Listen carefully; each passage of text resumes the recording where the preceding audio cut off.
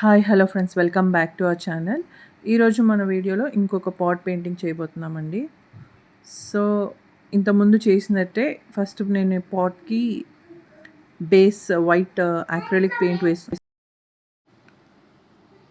So ఇలా base complete చేసిన తర్వాత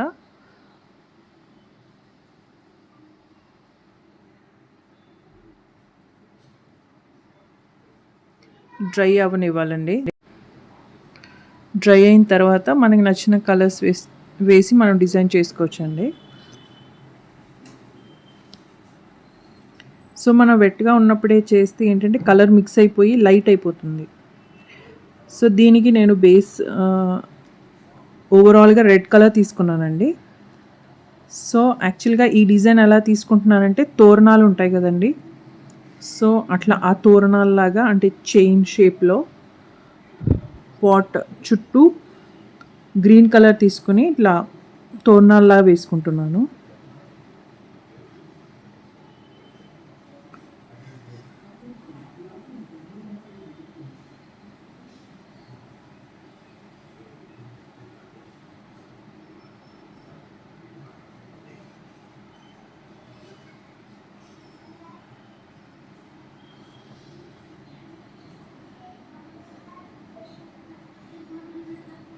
సో ఇలా ఫినిష్ చేసుకున్నానండి. సో దాని కింద బేస్ ఉంటుంది కదండి, దానికేమో గ్రీన్ కలర్ సేమ్ అలాగే డిఫరెంట్ షేప్లో ఫ్లవర్ షేప్లో పెయింట్ చేస్తున్నానండి.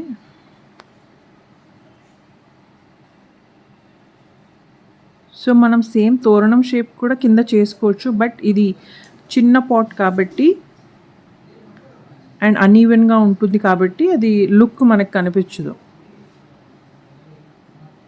సో దీన్ని హైలైట్ చేయడానికి నేను అవుటర్ లైన్ మొత్తం వైట్ కలర్ డాట్స్ వేసుకుంటున్నానండి. సో అంటే డిఫరెన్షియేట్ చేయడానికి 3 కలర్స్ ఉన్నాయి కాబట్టి.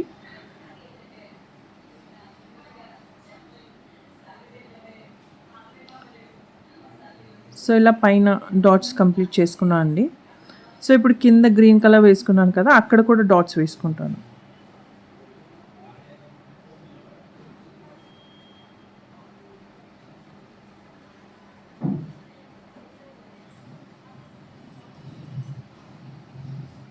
సో కలర్స్ పెయింట్స్ వేసేటప్పుడు కొంచెం కేర్ఫుల్గా ఉండాలండి. నా డ్రెస్ మీద కూడా స్లైట్గా పడబోయింది. సో ఇలా ఓవరాల్గా డాట్స్ వేసుకోవాలి.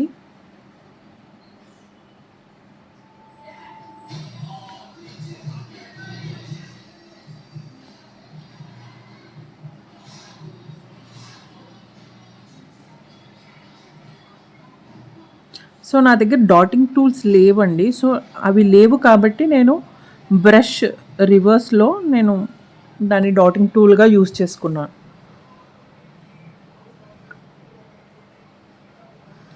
So I hope you like this video. Please do like, share and subscribe to my channel, and thanks for watching.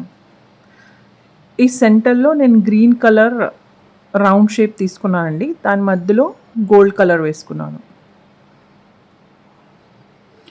And top కూడా గోల్డ్ 3D అవుట్లైనర్తో డాట్స్ అండ్ లైన్స్ ఇచ్చుకున్నాను.